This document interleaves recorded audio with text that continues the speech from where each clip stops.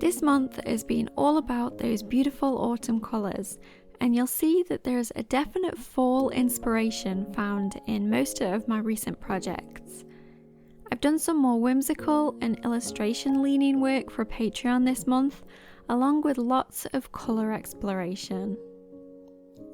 Alongside this, I've been spending time exploring new ideas, and in this vlog I'll show you how I painted this quirky autumn breeze illustration.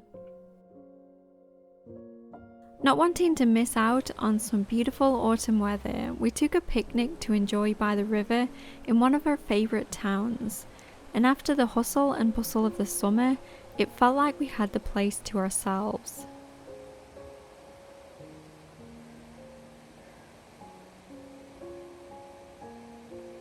High above the town sits the ruins of an old castle, so we thought we'd take a walk up there to enjoy the views. This seemed like a great idea from the bottom of the valley.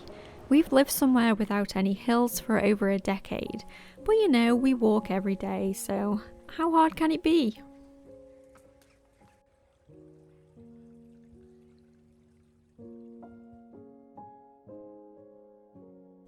The castle is called Dinas Bran, or Castle Crow, and sits about 450 feet above the town.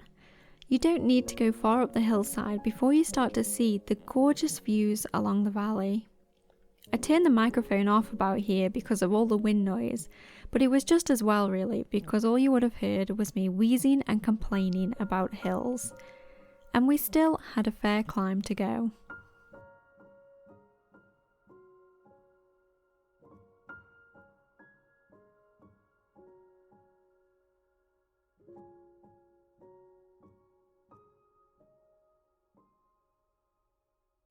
The last section was the steepest, but once at the top we were rewarded with the most beautiful views.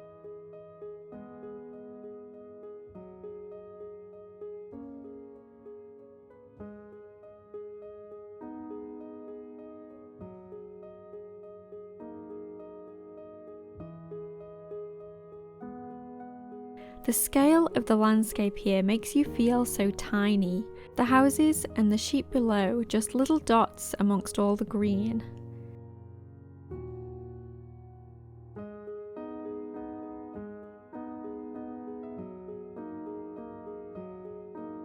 And we were even visited briefly by the castle's namesake. The spectacular views were well worth the climb. We sat and enjoyed a cup of tea before making the trek back down.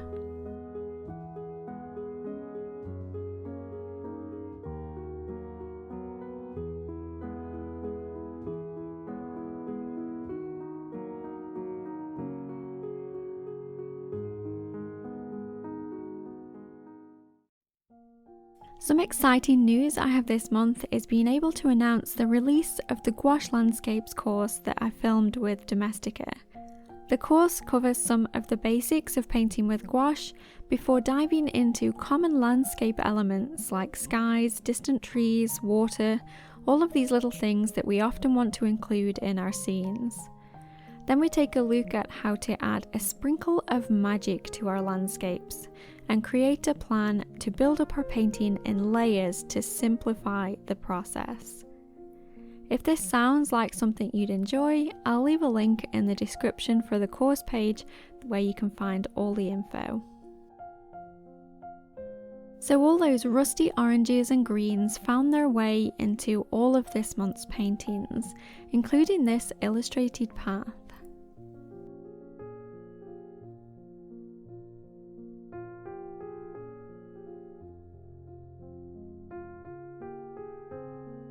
And also in this more realistic autumn lake painting that we did in a live stream over on Patreon. This was a particularly great exercise in breaking down a scene that looks like there's way too much going on to know where to begin. But by building up in layers, we can concentrate on one simple element at a time. There is a little leap of faith every time we paint, where we have to trust in the process when the painting doesn't really look like anything yet. This is something that gets easier over time.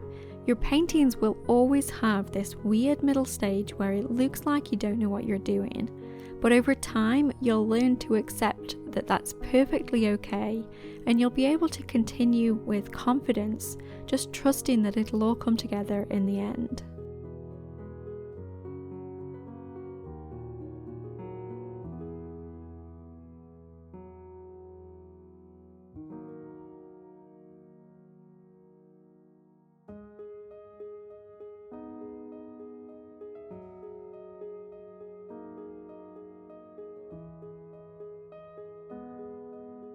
You can find the real-time tutorial for this and the other autumn projects over on Patreon. Now, if you remember last month's vlog, I showed you this background I had painted with my watercolours, and I was waiting for inspiration to strike to turn it into a scene. I had talked about how I could see a specific landscape with the page either way up, one with the light sky and some watery reflections, and the other with a dark sky and a pale path through the scene. I settled on the paler yellow for the top of the scene because it kind of went with the warm glow I've enjoyed painting this month in my scenes.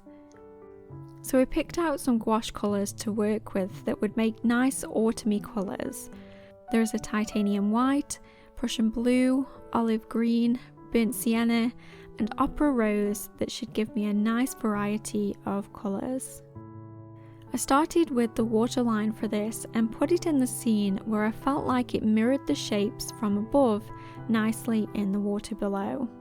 I didn't really have an exact scene in mind when I started, so some simple trees in the distance felt like a nice way to begin while I waited for other details to pop out at me. This red area felt like some small bushes, so I used a similar colour to pick out some leafy details.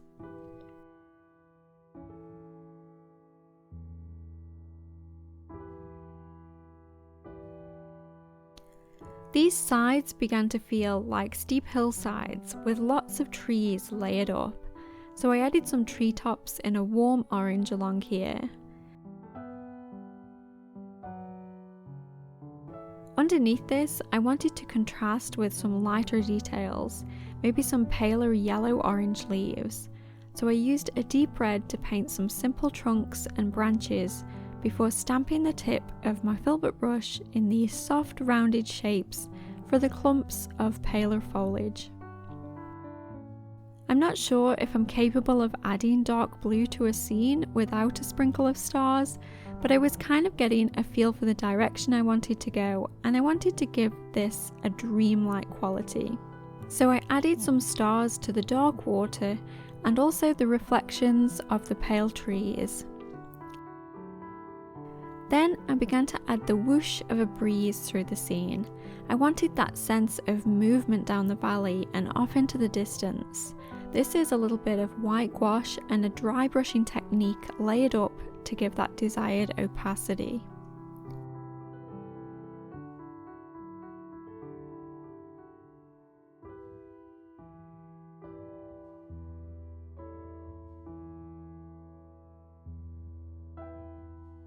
On the hillside here, I used a deep red to create the tree textures, and picked out branches and trunks with a burgundy colour, making sure to paint around my whoosh of air.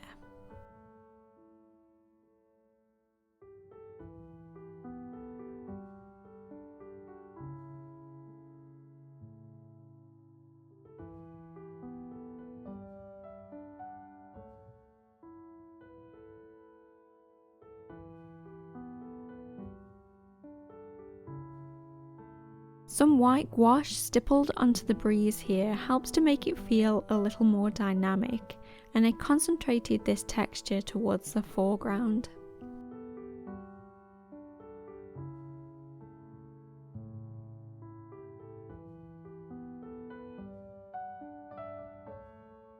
What is autumn without the birds taking flight for warmer weather?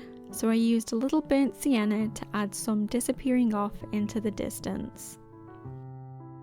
A few little reflections complete this scene, and I feel it really captures the sense of change that we get this time of year. Now it gets to hang out in my studio with the other little experiments that I've been playing with, but that's a tale for another time.